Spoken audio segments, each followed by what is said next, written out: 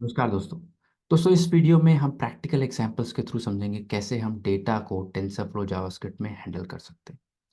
किसी भी machine learning programme के अंदर डेटा एक बहुत ही इंपॉर्टेंट रोल प्ले करता है। तो डेटा को इंपोर्ट करना, उसको लेके आना, उसकी सफाई करना, उस पर वैलिडेशंस लगाना और उसको फिर एल्गोरिथम को देना कि एल्गोरिथम इस डेटा के ऊपर सीखो। ये एक बहुत इंपॉर्टेंट पार्ट है किसी भी मशीन लर्निंग के प्रोग्राम का, और इसको हम इस वीडियो में प्रैक्टिकल एग्जांपल्स के थ्रू कवर करेंगे। चलिए थोड़ी सी स्टार्ट करते हैं और जानते हैं कि मैं एक मशीन लर्निंग प्रोग्राम की लाइफ साइकिल क्या होती है। और ये मैंने पिछले वीडियो में भी इन डेप्थ कवर किया हुआ है, उसका लिंक मैं डिस्क्रिप्शन में डाल दूंगा। बट थोड़ा सा ब्रीफ देता हूँ कि दोस्तों, जब भी आप मशीन लर्निंग का प्रोग्राम लिखेंगे तो उसमें तीन बहुत इंपॉर्टेंट पार्ट्स होते हैं। एक होता है हिस्टोरिकल डेटा, पुराना डेटा। और ये डेटा सबसे क्रूशियल पार्ट है आपकी मशीन लर्निंग के प्रोग्राम का। अगर ये डेटा क्वालिटी उसकी अच्छी नहीं है, उसमें आपके पास इनफ डेटा नहीं है, तो आप अच्छे रिजल्ट्स नहीं पा सकते एक मशीन लर्निंग के प्रोग्राम के अंदर। तो हिस्टोरिकल डेटा होना और अच्छी क्वालिटी का डेटा होना बहुत इंपॉर्टेंट है। अब आप क्या करते हैं, उस हिस्टोरिकल डेटा को एक एल्गोरिथम को देते हैं और कहते हैं एल्गोरिथम मेरे इस डेटा से सीखो। और एल्गोरिथम क्या करता है, पैटर्न्स निकालता है। और जिस पैटर्न को वो एंड में डिसाइड करता है कि ये पैटर्न बेस्ट है जो डिस्क्राइब करता है इस डेटा को, उस पैटर्न को सेव करता है एज अ मॉडल। तो हिस्टोरिकल डेटा एल्गोरिथम को दिया जाता है, एल्गोरिथम उससे सीखता है, उसमें से पैटर्न निकालता है, और जो पैटर्न उसको बेस्ट लगता है उस पैटर्न को वो एक मॉडल में डाल देता है, जिसको आप फिर आगे यूज कर सकते हो प्रेडिक्शंस। और ये मैंने पिछले वीडियो में बेसिक प्रोग्राम के थ्रू आपको करके भी दिखाया हुआ है। नहीं देखा आपने वीडियो तो लिंक डिस्क्रिप्शन में है, प्लीज़ जाके उसको देखिए। अब मैं इस वीडियो के अंदर हिस्टोरिकल डेटा के पार्ट को कवर करने जा रहा हूँ। इसके अंदर हम डेटा के थोड़ी इन डेप्थ में जाएंगे और देखेंगे कैसे डेटा को इंपोर्ट किया जाता है। एल्गोरिथम्स एंड मॉडल्स पे मैं आगे वीडियोस बनाऊंगा। चलिए डेटा के ऊपर चलते हैं और समझते हैं डेटा होता क्या है दोस्तों। Data refers to the collection of past examples. जो आपके पास्ट एग्जाम्पल्स हैं उनको हम डेटा कहते हैं। अब जैसे ई कॉमर्स वेबसाइट है, उसके पास्ट एग्जाम्पल्स क्या होंगे, उसने जो पुराने ऑर्डर सेव करे हुए हैं अपने सिस्टम के अंदर, राइट। स्विगी जोमेटो है, उनके पास एग्जाम्पल्स क्या होंगे, उन्होंने जो ऑर्डर्स, डिलीवरी के ऑर्डर्स जो उन्होंने सर्व करे हैं आज तक, वो उनका पास्ट एग्जाम्पल, उनका पास्ट डेटा हो गया। तो ये उनका डेटा हो गया, right. So data is a collection of past example. एक बैंक का क्या हो गया, जितनी पुरानी ट्रांजैक्शंस आज तक हुई हैं, पैसा आना पैसा जाना, क्रेडिट डेबिट जितना भी हुआ है वो सारा क्या है, वो उस बैंक के पास्ट एग्जाम्पल्स। अब क्या होता है, जैसे मैंने पिछले स्लाइड में भी दिखाया था, डेटा को हम देते हैं मशीन लर्निंग एल्गोरिथम को एज एन इनपुट। एल्गोरिथम उससे सीखता है, जिसको ट्रेनिंग कहते हैं, और पैटर्न फाइंड करता है उस डेटा में। और जब वो सीख लेता है, उस पैटर्न को सेव करता है एज अ मॉडल, तो एक मॉडल बनता है, और फिर हम उस मॉडल को यूज करते हैं। लेकिन अगर आपका डेटा करप्ट है, डेटा खराब है, उसकी क्वालिटी अच्छी नहीं है, तो आपको जो एंड रिजल्ट आएगा वो भी अच्छा नहीं आएगा। Bad data means bad model. ना एल्गोरिथम कुछ नहीं कर सकता उसमें, एल्गोरिथम सीख ही नहीं पाएगा अगर आपका डेटा अच्छा नहीं है, राइट। सो डेटा होना और डेटा की क्वालिटी अच्छा होना दोनों ही बहुत जरूरी है। सिमिलरली, अगर अच्छा डेटा है आपके पास, क्वालिटी का डेटा है जिसको एल्गोरिथम समझ सकता है, तो एक अच्छा मॉडल निकल के आएगा जिसके थ्रू आप अच्छी प्रिडिक्शंस कर सकते हैं फ्यूचर की। अब दोस्तों, ये था थ्योरी का पार्ट। अब हम डिफरेंट वेज देखेंगे कैसे हम डेटा को इंपोर्ट कर सकते हैं। जब आप मशीन लर्निंग का प्रोग्राम लिख रहे होंगे, कर रहे होंगे मशीन लर्निंग पे काम, तो आपको डेटा अलग अलग तरीके से मिलेगा, राइट। बहुत सारे अलग तरीके होते हैं, जैसे कि स्टैटिक डेटा हो सकता है आपके पास, एक फाइल में डेटा हो सकता है, एक एपीआई हो सकती है वहां पे डेटा हो सकता है, फाइल किसी वेब लोकेशन पे पड़ी हो सकती है वहां पे डेटा हो सकता है, and in the end database में भी डेटा हो सकता है। तो कई तरीके, इन सबको मैं करके दिखाऊंगा कैसे आप इन सब तरीकों से डेटा को निकाल सकते हैं।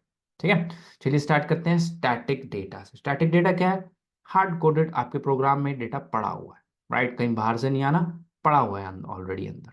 तो उसके पे जाते हैं, मैं यहाँ पे जाके एक फोल्डर बनाता हूँ इंपोर्ट डेटा का। इंपोर्ट डेटा का मैंने फोल्डर बनाया। अब यहाँ पे मैं क्या करता हूँ, एक अपनी फाइल बनाता हूँ, new file, static data dot J, ठीक है। तो मेरा स्टैटिक डेटा का जावास्क्रिप्ट का प्रोग्राम है।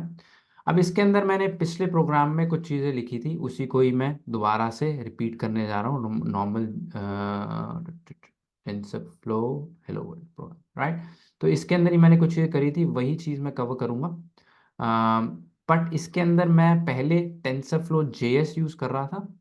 अब टेंसरफ्लो की जेएस ये आप ब्राउज़र पे यूज़ कर सकते हैं। उनके अलावा उनका एक और नोड का पैकेज है, टेंसरफ्लो जेएस डैश नोड। उसको मैं यूज़ करने वाला हूँ यहाँ पे, बिकॉज नोड के लिए बेस्ट वो है, ठीक है। तो मैं एक पैकेज को इंस्टॉल करूँगा, npm install TensorFlow slash tfjs dash node. तो ये tfjs की जगह मैं tfjs डैश नोड का इस्तेमाल करने जा रहा हूँ, जो कि नोड के लिए ऑप्टिमाइज्ड है। नोड क्या है? जावास्क्रिप्ट जो सर्वर पे चलती है, राइट। तो अब हम इसको चलाते हैं और हमारे पास इससे टेंसरफ्लो जेएस का नोड पैकेज इंस्टॉल हो जाएगा hopefully. And in the mean time जब ये इस्तेमाल हो रहा है, मैं क्या करता हूँ, इस प्रोग्राम को मैं यूं का यूं कॉपी करता हूँ अपने स्टैटिक डेटा में, और फिर मैं इसको आपको एक्सप्लेन करता हूँ ताकि मुझे वही चीज़ बार बार टाइप ना करने पड़े। सो यहाँ पे मैं कहता हूँ टेंसरफ्लो जेएस डैश नोड। सो टेंसरफ्लो जेएस की जगह मैं TensorFlow JS dash node package का इस्तेमाल कर रहा हूँ। इसको हम यूज़ करेंगे। यहाँ पे मैंने क्या किया हुआ है, मैंने एक सिक्वेंशियल मॉडल बनाया, मॉडल में लेयर ऐड करी, और मैंने उसको कंपाइल करके कहा ये वाला एल्गोरिथम ऑप्टिमाइजर यूज़ करो और मीन स्क्वेयर एरर का ये हमारा यूज़ करो, राइट।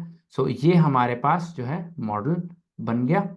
देन उस मॉडल की मैंने ट्रेनिंग करवाई एक इस एल्गोरिथम का यूज़ करके। एंड देन जब वो मॉडल रेडी हो गया, देन मैंने उस पर प्रेडिक्शन चलाई, राइट। सो ये है इसके अंदर, इस प्रोग्राम के अंदर। तो मैं जो करने वाला हूँ यहाँ पे दोस्तों, यहाँ पे हार्ड कोडेड मैंने कुछ वैल्यूज रखी हुई, राइट। इसी को ही मैं स्टैटिक में रखना चाहूँ तो मैं क्या करूँगा, यहाँ पे भी डाल सकते हैं, कोई प्रॉब्लम नहीं है। बट मैं इसको उठा के यहाँ पे डालता हूँ const x values equal to this, ठीक है। और यहाँ पे मैं कहता हूँ कॉन्स्ट वाई वैल्यूज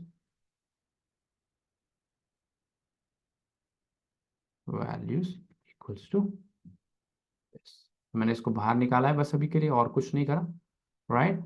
और मैं इसको ऊपर ले जाता हूँ, यहाँ पे सबसे पहले डेटा को डिक्लेयर करता हूँ, और यहाँ पे मैं इसको एक्स वैल्यूज दे देता हूँ और वाई वैल्यूज दे देता हूँ, और यहाँ पे ओके गुड। तो यहाँ पे मेरा पैकेज इंस्टॉल हो गया है टेंसरफ्लो जेएस डैश नोड का। इसको मैंने इंपोर्ट कर लिया है। अब मैंने एक्स वैल्यूज ये दी हैं और वाई वैल्यूज ये हैं। तो अब मैं वैल्यूज को थोड़ा सा चेंज करता हूँ। मैं जो यूज करने जा रहा हूँ दोस्तों, वो है x y equal to 10 times x, 10x। यानी कि अगर x की वैल्यू 1 है तो y की वैल्यू क्या होगी, 10। x की वैल्यू 2 है तो y की वैल्यू क्या होगी, 20। x की वैल्यू 3 है तो y की वैल्यू क्या होगी, 30। सिमिलरली यहाँ पे मैं सारी वैल्यूज यहाँ पे दे रहा हूँ। तो मैं स्टैटिक डेटा ले रहा हूँ और स्टैटिक डेटा ही अंदर मैं एज एन इनपुट करवाऊंगा अपने एल्गोरिथम में। तो मैं यहाँ पे 5, यहाँ पे 6, यहाँ पे 7, यहाँ पे 8 एंड यहाँ पे 9। तो ये मेरे पास डेटा है, एक्स की वैल्यूज हैं, और कॉरस्पॉन्डिंग वाई की वैल्यूज मेरे पास यहाँ पे पड़ी है। मैं उधर से ले लेता हूँ। यहाँ पे कम है, यहाँ पे मेरे पास हैं ये वैल्यूज 10, 20। मैंने पहले ही बना के रखे हैं ताकि मुझे टाइपिंग में इतना टाइम ना लगे। तो आप यहाँ पे देखेंगे, एक की 10, दो की 20, तीन की 30, 40, 50, 60 एंड से एक्चुअली 10 की टेबल चल रही है। ये रिलेशन, अब ये रिलेशन को मैंने अपने कोड को कहीं नहीं बताया, कहीं नहीं बताया कि ये रिलेशन कि y is 10 time of x। अब मैं उसको कह रहा हूं कि इस यहाँ पे मैं कह रहा हूं ये x की वैल्यूज लो, ये y की वैल्यूज लो, और इस डेटा से x से और y से मुझे एक यहाँ पे एक मैंने कहा यहाँ पे कि प्लीज इस वैल्यूज से सीखो। यह जब मैं मॉडल डॉट फिट कहता हूँ, यह है ट्रेनिंग का प्रोसेस। यहाँ पे ट्रेनिंग, तो मैं कह रहा हूं मेरे मॉडल जाके इस डेटा से सीखो, और 3000 बार सीखना है। इसको कम भी कर सकते हैं, कहता हूं मैं 100 बार सीखना, 100 बार सीखना इससे। इस डेटा के बीच में पैटर्न निकालो, रिलेशनशिप निकालो, एक्स और वाई के बीच में क्या रिलेशनशिप है। बताया नहीं है मैंने कहीं पे भी, राइट। सो इसको मैं यहाँ से कमेंट से भी हटा देता हूँ। सो 10x का रिलेशन है, कहीं नहीं बताया है। मॉडल को कह रहा हूँ मॉडल जाके सीखो, राइट। एल्गोरिथम कौन सा है, ये मैंने एल्गोरिथम यहाँ पे डिफाइन करे हुए हैं, ये वाले एल्गोरिथम है। एल्गोरिथम मेरे डेटा से सीखो और 100 बार सीखना है। इपॉक्स क्या है, कितनी बार सीखना है, कितनी बार शुरू से एंड तक डेटा को बार बार स्कैन करना है और कितनी बार सीखना है। मैं कह रहा हूँ 100 बार सीखो। देन मैं उसको एक वैल्यू देता हूँ यहाँ पे, लेट्स से मैं इसको 15 वैल्यू देता हूँ। कहता हूँ जाके अब 15 की मुझे ये इनपुट बनाया और मैंने कहा जो मॉडल रेडी हुआ है, अब मुझे बताओ 15 की वैल्यू क्या होगी, क्या होनी चाहिए 150। 15 टाइम्स 10 इज 150। तो x की वैल्यू 15 है तो y की वैल्यू क्या होनी चाहिए 10x 150। क्या ये मुझे बता पाता है 150 या नहीं, लेट्स सी, इसको ट्राई करते हैं। हम यहाँ पे आके हम यहाँ पे मैं क्लियर कर देता हूँ एंड यहाँ पे लिखता हूँ नोड, फोल्डर का नाम है import data slash static data dot JS. तो जब मैं इसको चलाता हूँ, then ये based on value 4 1 the tensor should have 4 values but has 10। Okay, सो यहाँ पे मैंने शेप इसकी गलती है। पिछले वीडियो में जहाँ पे मैंने टेंसर एक्सप्लेन किया था वहाँ पे मैंने शेप्स के बारे में आपको बताया था। यहाँ पे मैंने क्या किया है दोस्तों, मैंने गलती क्या करी है, यहाँ पे मैंने वैल्यूज दी हैं 10 और शेप मैं कह रहा हूँ यहाँ पे कि कितनी रोज हैं 4, राइट। सो मैं ये चीज़ नहीं कर सकता, मुझे जो वैल्यूज जितनी हैं उतनी यहाँ पे देनी पड़ेंगी। बट इनफैक्ट मुझे इसकी ज़रूरत भी नहीं है, मैं इसको हटा भी सकता हूँ, राइट। पहले इस पर मैं 10 डाल के दिखा देता हूँ आपको, ये चल रहा है, फिर मैं इसको हटा दी, यहाँ पे मैं डालता हूँ इसको। देन इसने क्या करा, अब इसने देखो यहाँ पे इसने चलाया, चल गया एंड देन मुझे एंड रिजल्ट दिया 148.9। तो 150 तक नहीं पहुंचा बट 148.9 तक पहुंच गया। लेकिन अगर मैं इसको कहूँ 100 बार नहीं 1000 बार सीखो इससे, तो ये और सीखेगा और अच्छे पैटर्न निकाल पाएगा। 100 की जगह 1000 बार सीखो, जब 1000 बार सीखेगा तो क्या होता है, लेट्स सी, देन ये पहुंच गया 149.97। ओके, और क्लोज पहुंच गया 150 के, राइट। अब मैं इसको कहता हूँ नहीं 1000 बार नहीं 2000 बार सीखो, तो अभी करेगा और टाइम लगाएगा और पैटर्न निकालने की कोशिश करेगा। अभी कहाँ पहुंच गया देखो 149.999 तक पहुंच गया, ऑलमोस्ट 150 तक पहुंच गया, राइट। तो इसने पैटर्न निकाल लिया कि 10x का यहाँ पे पैटर्न है और उसको निकाल के इसने मुझे 149.999 तक ले गया। तो इसका बहुत फर्क पड़ता है कितनी बार आपको सिखाते हो, लेकिन एक टाइम के बाद फर्क नहीं पड़ता, राइट। ऐसा नहीं है कि आप इसको 1 लाख बार सिखाओगे तो आपका सही रिजल्ट 150 दे देगा, वो नहीं। तो इसके अंदर ना दोस्तों मशीन लर्निंग के एल्गोरिथम और नॉर्मल जावास्क्रिप्ट के एल्गोरिथम में प्रोग्राम में क्या डिफरेंस होता है। मशीन लर्निंग के एल्गोरिथम में आपके पास कुछ चीज़ें होती हैं जिनके थ्रू आप कंट्रोल करते हो प्रोग्राम को। अब इस एल्गोरिथम ने सीखना है, और ये एल्गोरिथम तो हमने नहीं लिखा, ये तो किसी और ने लिखा है। तो हमने उस एल्गोरिथम के इनपुट्स को चेंज करके आप उस पर ट्राई कर सकते हो। इनपुट्स क्या क्या है, पहला हो गया डेटा, जो हमने स्टैटिक डेटा इस एग्जांपल में लिया। दूसरा हो गया हमारे पास कितनी बार हम उसको सीखने का मौका देते हैं, राइट। एल्गोरिथम को चेंज नहीं कर सकते, लेकिन ये जो है डेटा प्लस कितनी बार उससे सीखना है ये हमारे कंट्रोल में है, ये हम दे सकते हैं, राइट। और एल्गोरिथम सही नहीं है तो एल्गोरिथम भी चेंज कर सकते हैं, कोई और एल्गोरिथम ले सकते हैं। लेकिन किसी भी एल्गोरिथम को लेंगे वो किसी और ने बनाया है, हम तो उसको सिर्फ यूज कर रहे हैं। तो एक टाइम के बाद ऐसा आएगा कि आप और ज्यादा उसको सिखाने की कोशिश करेंगे लेकिन वो सीख नहीं रहा होगा। तो यहाँ पे हिट एंड ट्रायल बहुत ज़्यादा यूज होता है मशीन लर्निंग प्रोग्राम में, कि आप ईपॉक्स 2000 से करते हैं, 100 से करते हैं, 200 से करते हैं, फिर 1000 पे करते हैं, 2000 पे करते हैं, 5000 पे करते हैं, 10,000 पे करते हैं, देखते हैं क्या ऑप्टिमल वैल्यू है। ठीक है, आप इसको ऐसा नहीं कह सकते 10 लाख बार सीखो।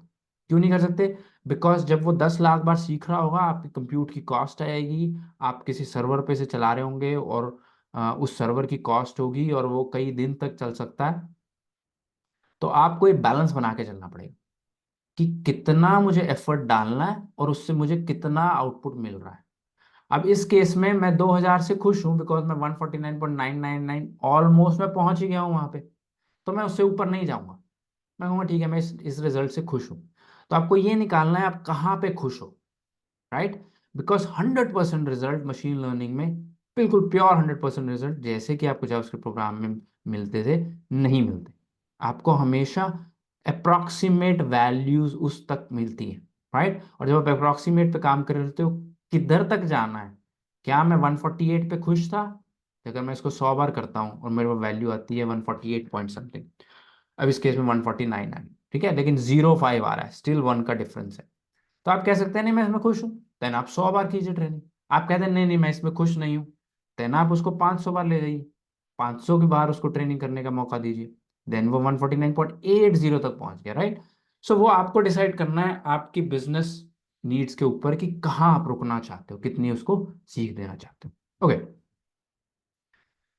सो अब हमने इस एग्जाम्पल में देखा कि कैसे हम स्टैटिक डेटा का यूज कर सकते हैं। दूसरी चीज मैं दिखाना चाहता हूँ आपको, इसकी भी जरूरत नहीं है, आप यहाँ आपको आपको ये शेप देने की जरूरत नहीं है, वो अपने आप ही सीख लेता है।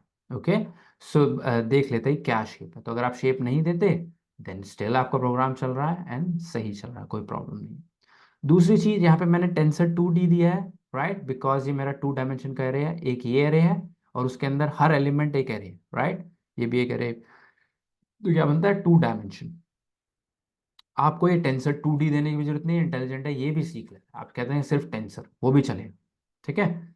तो जब मैं इसको करता हूँ, स्टिल सेम चीज हुई और इसने मुझे एक्सेप्ट कर ली मेरी वैल्यूज को। तो ये आसान है, आप उसे टेंसर का और कोई भी डायमेंशन दे वो खुद ही निकाल लेता है क्या शेप है इसकी। टेंसर पे अगेन मैंने वीडियो बनाया है इन डेप्थ, उसका लिंक मैं डिस्क्रिप्शन में डाल दूंगा, प्लीज जरूर देखिएगा वो। सो ये था दोस्तों स्टैटिक डेटा। हमारे पास स्टैटिक डेटा आ गया। नेक्स्ट क्या है? Data from a CSV file. तो हम CSV फाइल से डेटा को इंपोर्ट करेंगे। CSV फाइल क्या होती है उसको एग्जांपल के थ्रू समझते हैं। इमेजिन करिए कोई आपको एक फाइल देता है और उसको यहाँ पे मैं मेरे पास एक फाइल है, मैं उसको यहाँ पे कॉपी कर लेता हूँ। यहाँ पे मैं जाता हूँ और मेरे पास ये सैम्पल डेटा डॉट CSV एक फाइल है मेरे पास। अब इसमें क्या पड़ा है? इसके अंदर टैबुलर स्ट्रक्चर में डेटा पड़ा है। CSV क्या होती है? Comma separated, right? सो कॉमा सेपरेटेड यहाँ पे डेटा पड़ा हुआ है, यानी कॉलम 1 कॉलम 2 बीच में कॉमा, राइट? सॉरी गलती हो गई, कॉलम 1 कॉलम 2 बीच में कॉमा। सिमिलरली नंबर 1 की वैल्यू ये है, नंबर 2 की वैल्यू 10 है, नंबर 1 की वैल्यू 2 है, नंबर 2 की वैल्यू 20 है, बीच में क्या है? Comma. So comma as a separator of columns use होता है, राइट? सो ये एक बहुत ही कॉमन फॉर्मेट है। जब डेटा आपके पास कहीं से आता है कहीं से जाता है तो आप CSV फॉर्मेट में डेटा एक दूसरे को ट्रांसफर करते हैं। बहुत ही कॉमन फॉर्मेट है। और हो सकता है आपको एक मशीन लर्निंग का प्रोग्राम लिखने को मिले जहां पे आपको कहा जाए कि ये लो डेटा, और डेटा जो है CSV फॉर्मेट में ये। तब आप क्या करेंगे? टेंसर फ्लो का अगर आप प्रोग्राम यूज कर रहे हैं, आप उसके अंदर क्या करेंगे? आप स्टैटिक डेटा है हमारे पास है, मैं अब बनाता हूँ यहाँ पे CSV डेटा, इसको रीनेम कर देता हूँ CSV डेटा, ठीक है? सो अभी मैं नीचे वाले प्रोग्राम को, बिकॉज नीचे वाला जब ये प्रोग्राम है जहाँ पे मैंने मॉडल को डेटा दिया है और उसको ट्रेन करके प्रिडिक्शन करी है, वो सेम रहने वाला। बिकॉज इस वीडियो में मैं सिर्फ डेटा के ऊपर जोर देने वाला हूँ, एल्गोरिथम और मॉडल्स पे नहीं दे रहा अभी मैं। सो यहाँ पे मुझे ये वैल्यू जो है एक्स और वाई की वैल्यूज, ये कहाँ से चाहिए? स्टैटिक की जगह मुझे इस फाइल से चाहिए, सैम्पल डेटा डॉट CSV से, राइट? सो मुझे इस सैम्पल डेटा डॉट CSV से मुझे डेटा को निकालना है। तो वो कैसे करूंगा मैं? उसके लिए दोस्तों टेंसर फ्लो ने ना अंदर एक बनाया हुआ है, टेंसर फ्लोर के अंदर टेंसर फ्लो के अंदर एक हमारे पास है डेटा और उसके अंदर है CSV, ठीक है? तो हम इसका इस्तेमाल करने जाते हैं। ये जो फंक्शन है CSV का, ये हमें देता है ये लेता है फाइल का पाथ और हम उस फाइल से फिर रीड कर सकते हैं। कैसे देता है? पाथ कैसे देते हैं? अब हमारे पास ये फाइल पड़ी हुई है यहाँ पे CSV डेटा, राइट? अब इसका मुझे पाथ बनाना है, तो मैं क्या करूँगा? यहाँ पे मैं कहूँगा इसको अभी के लिए मैं कमेंट आउट कर दे, चलो इसको रहने देते हैं। यहाँ पे मैं कहता हूँ const CSV path equal to, अब मुझे यहाँ पे पाथ देना है, तो उसके लिए एक जावास्क्रिप्ट का इनबिल्ट हमारे पास पाथ की लाइब्रेरी है, हम उसको यूज करेंगे, जो कहते हैं पाथ डॉट रिजॉल्व। मेरे लिए इस पाथ को रिजॉल्व करो। अब पाथ को पहले मैं ऊपर मुझे रिक्वायर करना पड़ेगा, const path equal to require path. तो पाथ इनबिल्ट आपको जावास्क्रिप्ट में खुद ही मिल जाती है, आपको कुछ इंस्टॉल करने की जरूरत नहीं है। तो यहाँ पे जब करेंगे path dot resolve, then resolve के अंदर मुझे क्या देना है दोस्तों, पहले मुझे देना है करंट डायरेक्टरी का पाथ। करंट डायरेक्टरी कौन सी है, जहां पे ये CSV डेटा डॉट जावास्क्रिप्ट पड़ी है, जो कि इंपोर्ट डेटा के अंदर, ठीक है। एंड देन उसके अंदर मुझे फाइल का नाम देना है। फाइल का नाम मेरा क्या है, sample underscore data dot CSV। तो मैं इसके अंदर दे दूंगा sample underscore data dot CSV।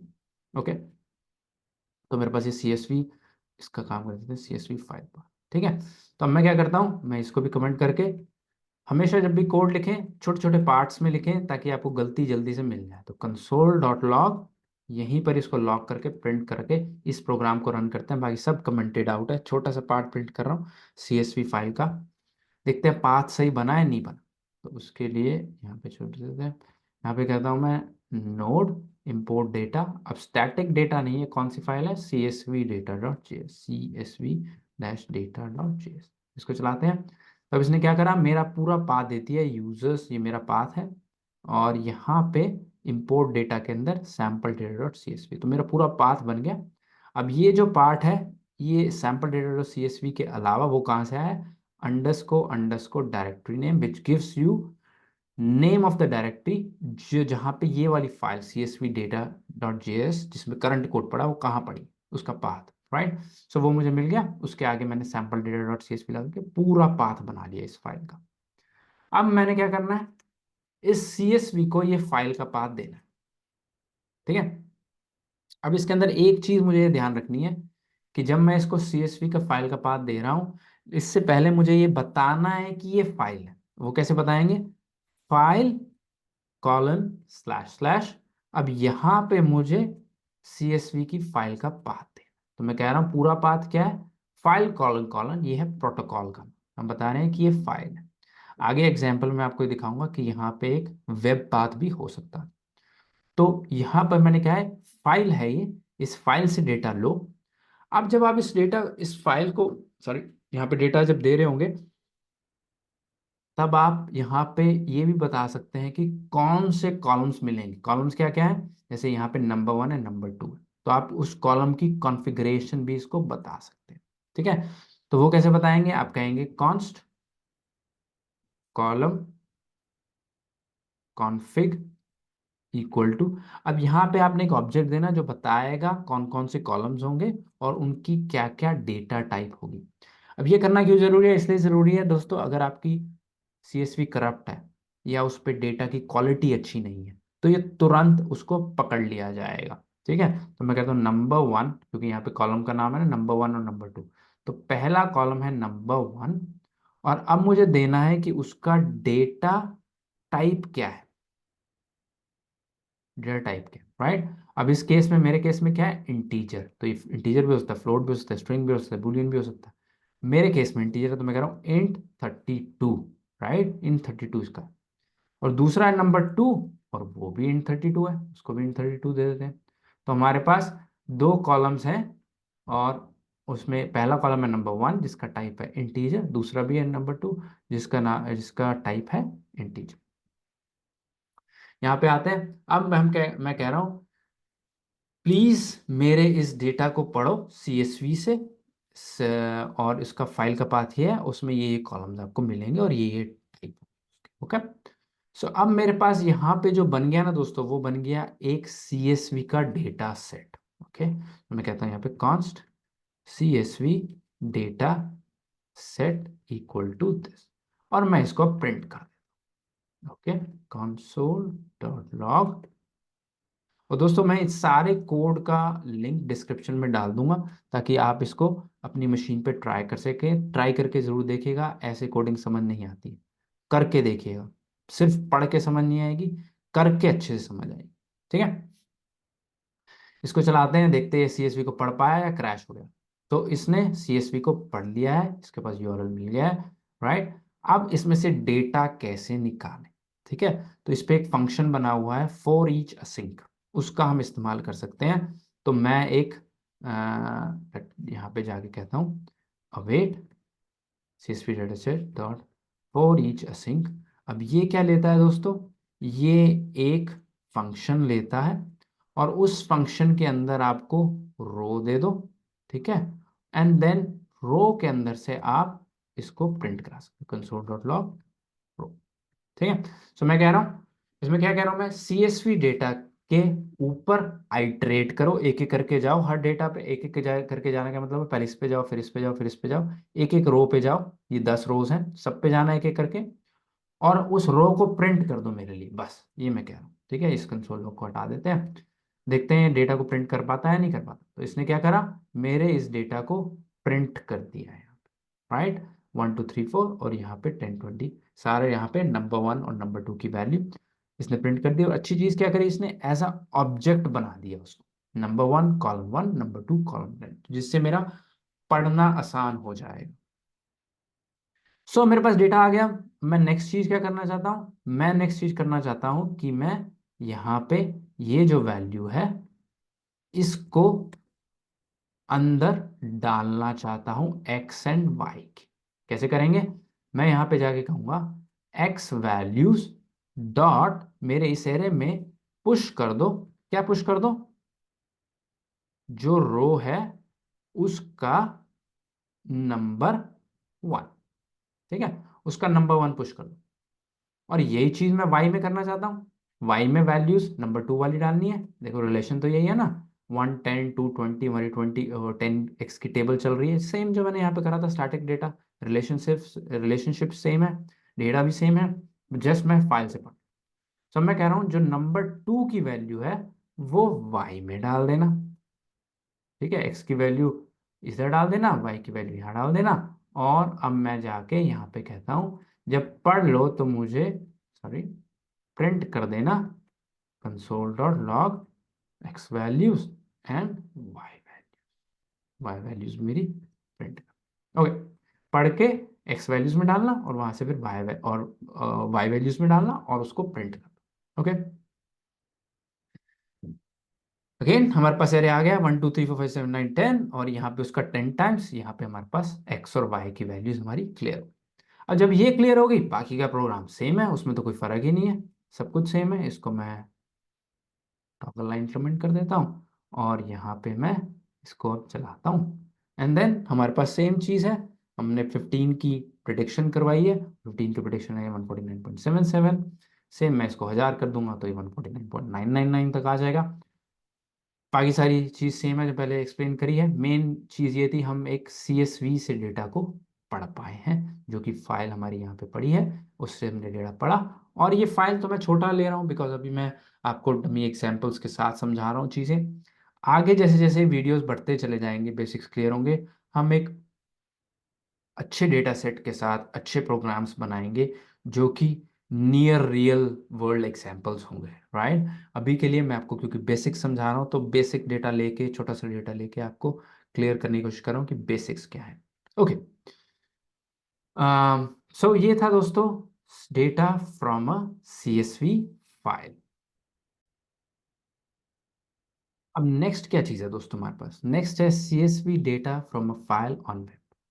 अब ये फाइल तो यहाँ पे स्टैटिक पड़ी है, हो सकता है कोई आपसे कहे कि मेरी फाइल जो है वेब पे HTTP पे कहीं पड़ी हुई है, राइट। जैसे कि मैंने क्या करा है, मैंने यहाँ पे एक S3 के अंदर एक फाइल रख दी है जहाँ पे मैंने डेटा को रख दिया है, तो कोई भी इस लिंक पे जाके उस फाइल को डाउनलोड कर सकता है। तो सिनेरियो ये है कि हमारे लोकल पे कोई फाइल नहीं पड़ी, रिमोट सर्वर पे कहीं पे फाइल पड़ी हुई है जो कि HTTP के थ्रू, वेब के थ्रू एक्सेस करी जा सकती है। तो उस फाइल को पढ़ना है हमने, फिर कैसे पढ़ेंगे उसको, सेम कोड है दोस्तों, कोई फर्क नहीं आएगा इसके अंदर। इसको मैं कॉपी कर लेता हूँ पूरा और यहाँ पे कहता हूँ इसका चेंज करें CSV डेटा फ्रॉम वेब, ठीक है। तो ये भी कई बार होता है कि फाइल है तो CSV पर कहीं और पड़ी हुई है, वो कैसे आएगी।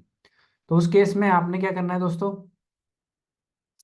आपको फाइल पाथ यहाँ से देने की जरूरत नहीं है, इसकी जगह आप कहेंगे कि मेरा जो फाइल पाथ है वो एक वेब एड्रेस है।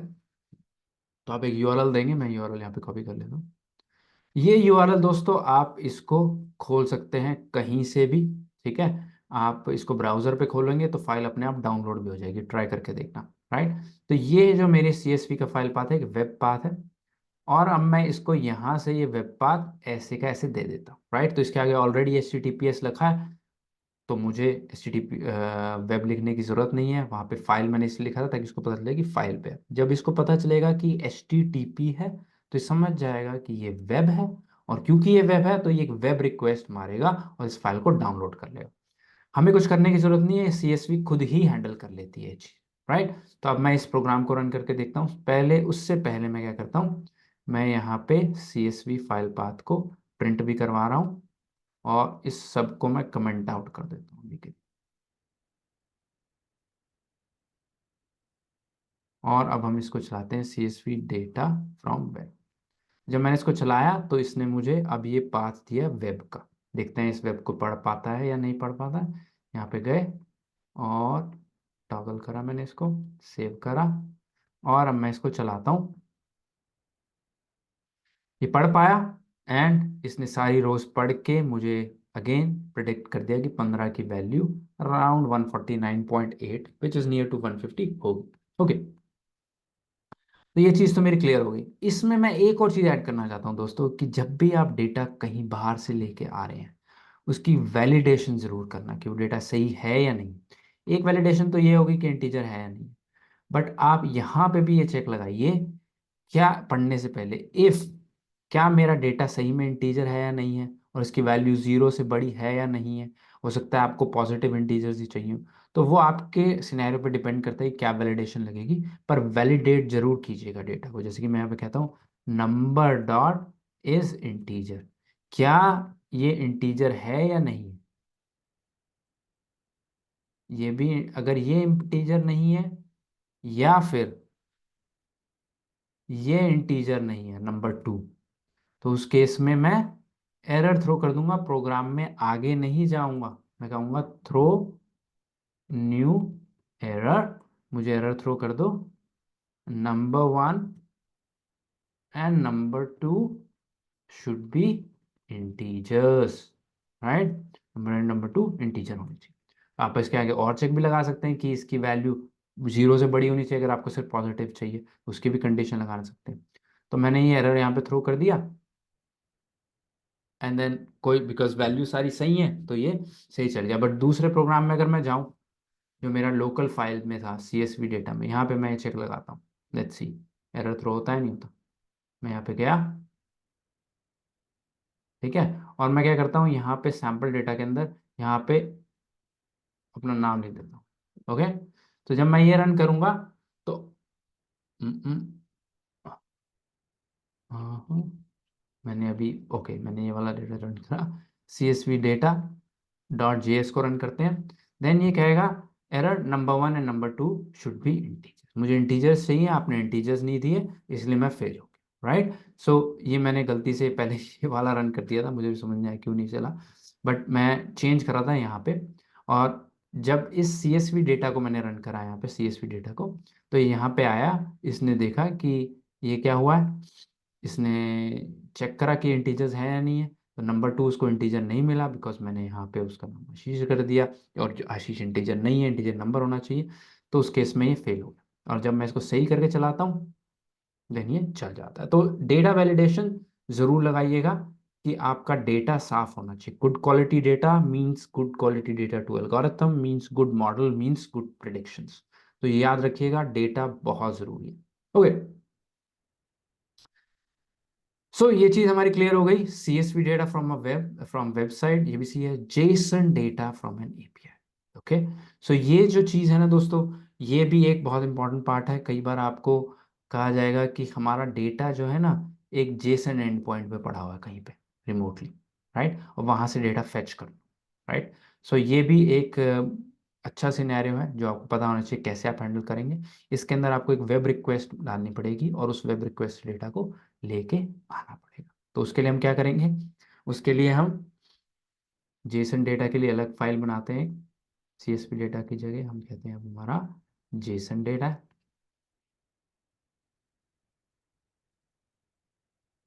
अब जेसन डेटा के केस में हम क्या करेंगे दोस्तों, हमें जो है जेसन डेटा के केस में एक नई लाइब्रेरी की जरूरत पड़ेगी जो कि एचटीटीपी की रिक्वेस्ट डाल सके। अब ऐसी कई सारी लाइब्रेरीज अवेलेबल हैं। मैं एक्सीएस का इस्तेमाल करने जाऊंगा, तो एक्सीएस मुझे इंस्टॉल करनी पड़ेगी। एक्सीएस लाइब्रेरी है, तो उसके लिए आप कहेंगे npm इंस्टॉल कर दो मेरा पैकेज एक्सीएस। ठीक है, तो ये क्या करेगा, एक्सीएस पैकेज को यहाँ पे आके इंस्टॉल कर देगा और उससे मेरे पास एक्सीएस पैकेज अब आ गया। सो एक्सीएस पैकेज का मैं यूज़ करूँगा और उससे मैं यहाँ पे थोड़ी से मुझे कॉलम कॉन्फ़िग्स की ज़रूरत नहीं है, ये डेटा सीएसवी की ज़रूरत नहीं है, और इसकी भी मुझे अभी ज़रूरत नहीं। ओके, सो ये वाला कोड जो है सीएसवी फाइल पाथ भी ख़त्म कर देते हैं, ये सेम है और जेसन डेटा। ओके, तो नीचे वाला कोड सेम है हमेशा, उस पर तो मॉडल और एल्गोरिथम को तो हम चेंज ही नहीं कर रहे, सिर्फ डेटा कहाँ से आ रहा है वो चेंज कर। ओके, तो इसको मैं करता हूँ edit, sorry, toggle line. Okay, toggle कर दिया हमने, और यहाँ से पाथ की भी जरूरत। ओके, अब मुझे एक्सीएस के थ्रू डेटा बाहर से लेके आना है, तो उसके लिए मुझे एक मॉक एपीआई चाहिए। मॉक एपीआई मेरे पास, मॉक एपीआई क्या होती है, जहाँ पे आप, इसको मैं करके आपको दिखाता हूँ यहाँ पे। मॉक एपीआई क्या होती है, मैंने एक ये टेस्ट डेटा, फेक डेटा यहाँ पे एक मॉक एपीआई एंड पॉइंट पे, यानी फेक एपीआई एंड पॉइंट पे, झूठे एपीआई एंड पॉइंट पे, जो प्रोडक्शन पे रियल कहीं यूज़ नहीं हो रहा, सिर्फ इस एग्जांपल के लिए मैंने एपीआई बनाई है, वहाँ पे जेसन के फॉर्मेट में मैंने रखा हुआ है। तो यहाँ पे एक एरे है, एरे ऑफ ऑब्जेक्ट्स है, ऑब्जेक्ट वन के अंदर सेम वैल्यूज हैं, नंबर 1 इज 1, नंबर 2 इज 10। तो वहाँ पे डेटा पड़ा, रिमोटली पड़ा, एचटीटीपी हिट मारनी है, फाइल नहीं है, पहले फाइल थी जब मैंने एचटीटीपी हिट मारी थी, अब फाइल नहीं है, अब जेसन मिल रहा है मुझे। उस जेसन के अंदर जाके मुझे डेटा को रीड करना है, राइट। तो उसके लिए मुझे एक्सीएस की एक हिट मारनी पड़ेगी, और उस एक्सीएस की हिट को कैसे करते हैं, बहुत आसान है। मैं आता हूँ यहाँ पे, इसको मैं हिट करके, इसको मैं यहाँ पे आ जाता हूँ, एंड यहाँ पे मैं कहता हूँ मुझे एक्सीएस दो। तो एक्सीएस को लाने के लिए आपको क्या करना पड़ेगा, यहाँ पे आपको एक्सीएस को इंपोर्ट कराना पड़ेगा। एक्सीएस इक्वल टू रिक्वायर, क्या रिक्वायर करना है हमने, एक्सीएस को रिक्वायर करना है, एक्सीएस दो मुझे। तो दोस्तों, ये पैकेजेस जो होते हैं ना, ये एक कई लोगों ने ऑलरेडी कोड लिख के, जैसे एचटीटीपी के हिट का कोड है, सीएसवी रीड करने का कोड है, वो एनपीएम के पैकेजेस पे डाला होता है, उस कोड को हम इंपोर्ट कर देते हैं एनपीएम इंस्टॉल करके, राइट। सो ये बहुत अच्छा वे है रीयूजेबिलिटी का। किसी ने कोड लिखा, आप उसको यूज कर सकते हैं, बट बस ये ध्यान रखिएगा, कोड जो है वो सही अच्छी क्वालिटी का होना चाहिए। आपको पता होना चाहिए कि एक पॉपुलर लाइब्रेरी है जिसको आप यूज़ कर रहे हैं, अदरवाइज आपका कोड हैक हो सकता है। तो प्लीज़ ध्यान से किसी भी एक्सटर्नल लाइब्रेरी को यूज़ कीजिएगा। तो एक्सीएस को मुझे यूज़ करना है। अब एक्सीएस के अंदर मुझे क्या करना है, मुझे कहना है एक्सीएस मुझे गेट ला के दो, नो गेट अडेप्टर नहीं, गेट करके दो। कहाँ से, इसको मैंने एक एंड पॉइंट देना है। वो एंड पॉइंट क्या होगा, जो मैंने एंड पॉइंट पहले वहां पे लिखा था वही मेरा एंड पॉइंट होगा। मैं यहाँ कह रहा हूँ एक्सीएस गेट एक्सीएस मुझे ला के दो, इसके अंदर जो वैल्यूज पड़ी हैं इस एंड पॉइंट पे, वो मुझे ला के दो, और मैं अवेट करूंगा। और यहाँ पे कॉन्स्ट उसके रिजल्ट को यहाँ पे मॉक डेटा रिस्पॉन्स को मैं यहाँ पे रख देता हूँ, और मैं कह रहा हूँ मुझे इसके अंदर उसका रिस्पॉन्स दे दे। ठीक है, और फिर मैं इसके अंदर इस रिजल्ट को प्रिंट करा, ठीक है, इसको सेव करा मैंने। और इसके बाद मेरे पास ये सीएसवी डेटा नहीं है, ये है JSON data, Jason data dot JS. तो मैंने क्या किया है यहाँ पे देखिए, मैंने ये एच टी टी पी की रिक्वेस्ट ली इसने, मॉक ने। यहाँ पे मुझे सारा रिस्पांस जो भी आया, हेडर्स वगैरह सारी चीज़ दिखा रहा है कि गेट रिक्वेस्ट करी गई है यहाँ पे, और एक्सीएस के थ्रू करी गई है, पूरे हेडर्स मुझे दिखा रहा है, और एंड में रिस्पांस क्या आया, ये डेटा के अंदर मेरे पास पूरा रिस्पांस पड़ा हुआ, राइट। और इस डेटा को मैं पढ़ना चाहता हूँ, बट इसको पढ़ने से पहले जब भी आप एच टी टी पी की रिक्वेस्ट लें, यहाँ पे एक स्टेटस होगा, आई डोंट नो यहाँ पे मुझे दिखेगा क्लियरली नहीं, बिकॉज बहुत सारा डेटा है यहाँ पे, ये रहा स्टेटस 200, ये आप जरूर चेक कीजिएगा, जिससे आपको पता चलेगा कि रिक्वेस्ट सक्सेसफुली कंप्लीट हुई है या नहीं हुई, डेटा पढ़ने से पहले। तो आप करें, अगर मेरा रिस्पांस का जो स्टेटस आया है, अगर वो 200 नहीं है 200, देन मैं एरर थ्रो करूंगा, थ्रो न्यू एरर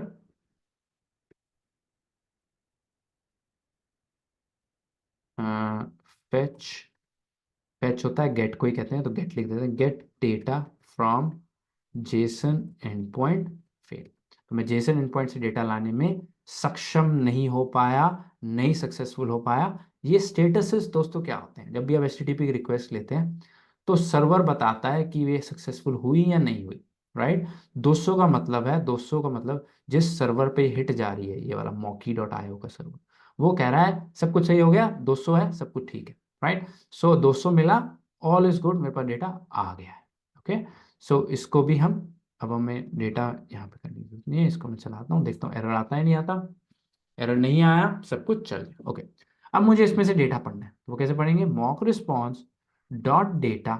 अब इस डेटा के ऊपर मुझे, जैसे मैं वहां पे फॉर ईच असिंग कर रहा था, यहाँ पे सिर्फ फॉर ईच कर, फॉर ईच अगेन, मेरे पास यहाँ पे ये रो दे देगा मुझे, और उस रो को मैं प्रिंट करा लूंगा। तो अभी के लिए मैं सिर्फ कंसोल डॉट लॉग करके प्रिंट करा देता हूँ रो को। तो इससे मुझे पता चलेगा मेरे पास डेटा सही आ रहा है या नहीं आ रहा। यस, मेरे पास डेटा आ गया। ओके, अब इस रो को सेम काम है, एक्स वैल्यूज में डालना है और वाई वैल्यूज में डालना है। वैलिडेशंस लगानी है, वैलिडेशन में लगाऊंगा नहीं अभी के लिए, क्योंकि मैंने आपको दिखा दिया कैसे लगानी होती है, कि नंबर इंटीजर होना चाहिए, ऑल दैट वो आप लगा लीजिएगा। आई थिंक वो आप कवर्ड है। यहाँ पे मैं इसको बस रो के अंदर नंबर वन को पढ़ लेता हूँ, नंबर वन। एंड देन यहाँ पे मैं क्या कहता हूँ, y values dot push row के अंदर नंबर टू को। ओके, एंड देन ये मैं प्रिंट करा लेता हूँ, console dot log x values comma y values, दोनों को मैं प्रिंट करा देता हूँ। Save and run. ओके, हमारे पास डेटा आ गया, x values and y values, लेकिन प्रॉब्लम क्या है, मुझे इसको एज एन एरे डालना था, ये मैं भूल जा रहा हूँ। बिकॉज हमारे पास हम जितने भी एग्जांपल्स ले रहे हैं अभी तक वो 2D एरे में ले रहे हैं, तो इसको भी मुझे एज एन नंबर देना, एज एन एरे कन्वर्ट करके देना। That's it. सही। सो अब ये हमारे पास आ गया।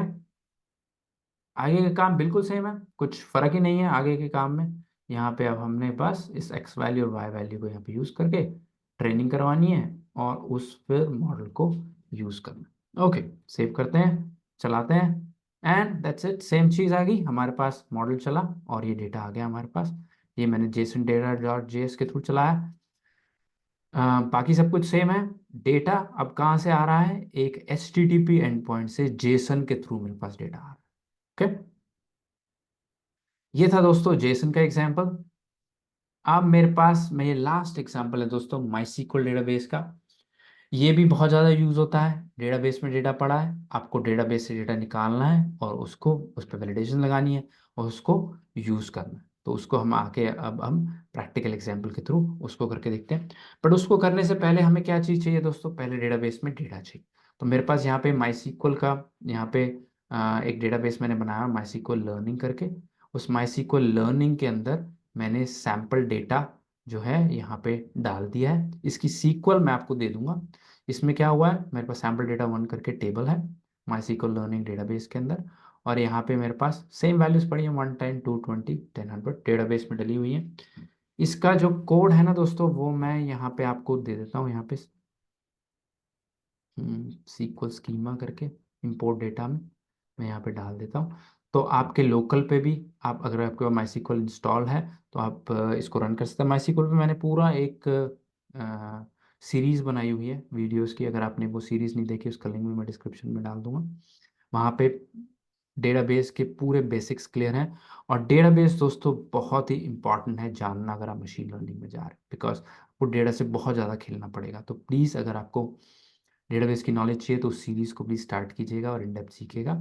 बट यहाँ पे मैं क्या कर रहा हूँ, मैं एक स्कीमा बना रहा हूँ मशीन लर्निंग का, एक टेबल बना रहा हूँ जिसमें नंबर वन और नंबर टू कॉलम्स हैं, दो कॉलम्स हैं, और उसमें मैं सैम्पल डेटा इंसर्ट कर, ठीक है, और फिर मैं उस सैम्पल डेटा को सिलेक्ट कर, ये यहाँ पे सीक्वल पड़ी हुई है। आप इसको लेके ये सारा कोड मैं डिस्क्रिप्शन में डाल दूंगा इसके लिंक। इस कोड को लेके आप अपनी मशीन पे रन कीजिए माई सीक्वल के अंदर वर्कबेंच में, और या फिर PHP माई एडमिन से, जो भी आप यूज़ करते हैं। और फिर उसके बाद आप जो आगे मैं एग्जांपल दे रहा हूँ कोड का MySQL का, उसको यूज़ कर सकते हैं। ओके, सो हमारे पास डेटा रेडी है, हमारे पास सैम्पल डेटा 1 है, उसमें सेम डेटा पड़ा हुआ है, इसको मुझे पढ़ना है। कैसे पढ़ेंगे दोस्तों? इसके लिए हम बनाते हैं यहाँ पे एक फाइल SQL डेटा करके .js। अब तो अब हमें क्या करना है दोस्तों? मुझे एक ऐसी लाइब्रेरी की ज़रूरत है, एक ऐसे पैकेज की ज़रूरत है जो कि MySQL से डेटा को पढ़ने में मेरी हेल्प कर सके। और उसमें एक पैकेज है MySQL 2/promise करके। तो मैं उसको इसको यूज़ करूँगा, उसको मैं इंस्टॉल करूँगा। कैसे करेंगे? npm install MySQL 2/promise। Okay, तो जब इसको हम इंस्टॉल करते हैं, ये unknown getter promise dot get MySQL। Okay, so मैं इसमें सिर्फ MySQL 2 को इंस्टॉल करता हूँ, आई थिंक ये हो जाएगा। सो इसमें MySQL 2 का पैकेज है, ये मैंने इंस्टॉल किया। MySQL/promise नहीं है, MySQL 2 पैकेज है, इसको यूज़ करेंगे। और इसके अंदर मैं जाके कहता हूँ मुझे इस लाइब्रेरी की ज़रूरत है, तो मैं कहता हूँ const MySQL equal to require. अब इसके अंदर मैं कहता हूँ MySQL 2/promise।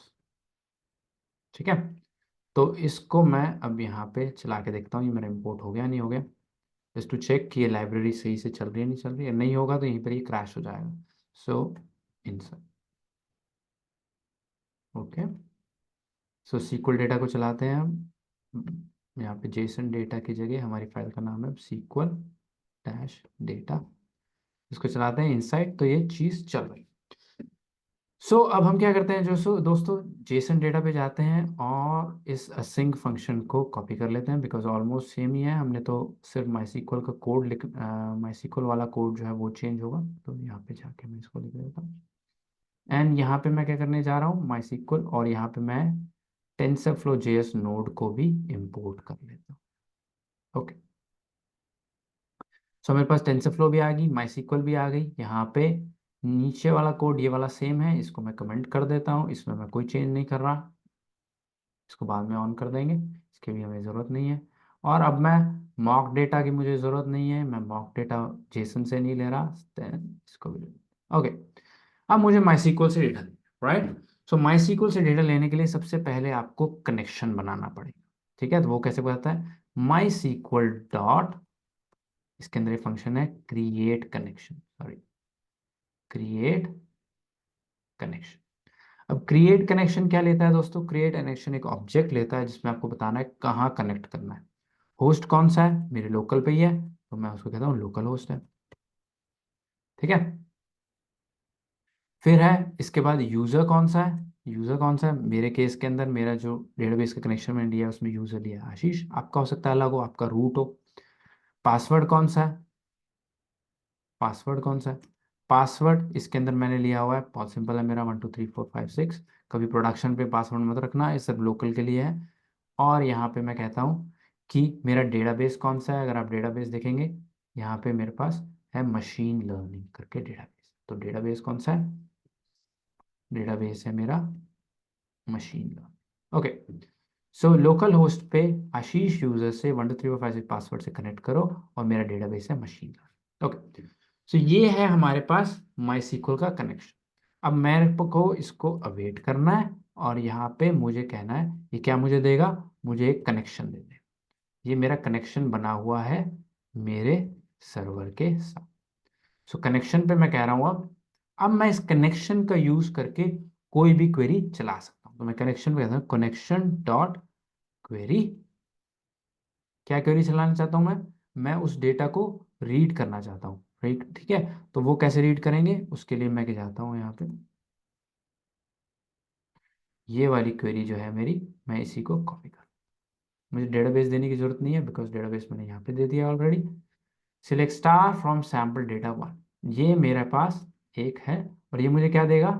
मुझे रिजल्ट्स एंड फील्ड्स देता है। इसको मैं दोनों को प्रिंट करा देता हूँ, results and fields.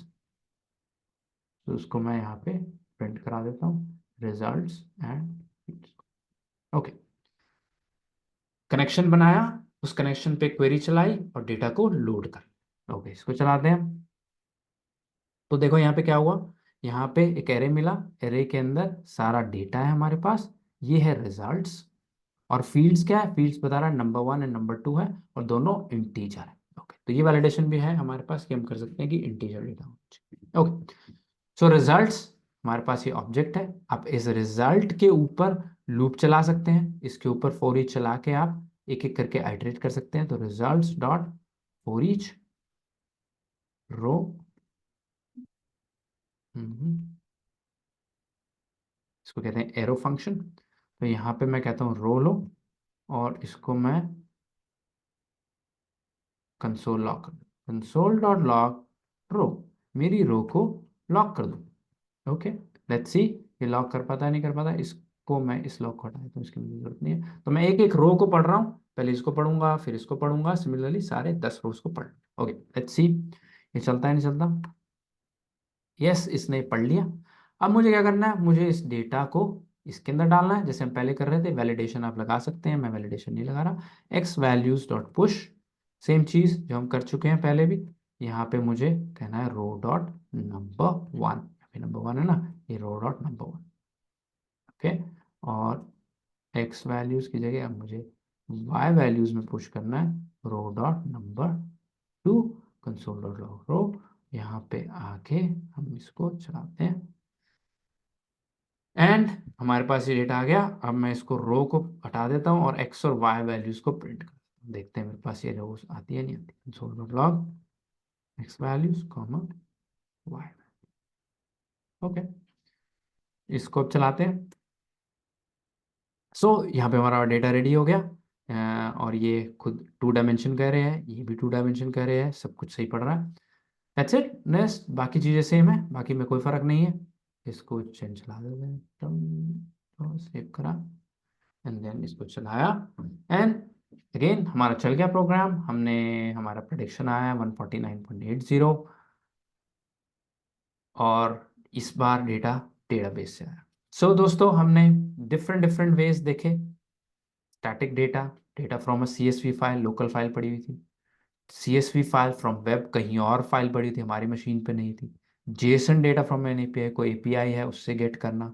MySQL database से लेके आना।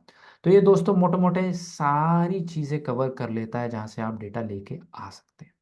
इसके अलावा कहीं और से अगर आप डेटा लाने की रिक्वायरमेंट है तो प्लीज़ कमेंट्स में लिखिएगा, उस पर मैं वीडियो बना के आपको दिखाऊंगा कैसे वहाँ से डेटा लेके आ सकते हैं। बट मोटा मोटा यहीं से, या कोई डेटाबेस होगा या कोई फाइल होगी या कोई API होगी, यहीं से ही डेटा ज़्यादातर आता है। तो ये मैंने डेटा को कवर करा है। आई होप आपको पसंद आया होगा दोस्तों। लाइक एंड सब्सक्राइब कीजिएगा, अपने दोस्तों के साथ शेयर कीजिएगा, और मैं हाजिर हूँगा अगले वीडियोस में जहाँ पे मैं मॉडल्स को, एल्गोरिथम्स को इन डेप्थ कवर करूँगा। तब तक के लिए धन्यवाद एंड नमस्ते।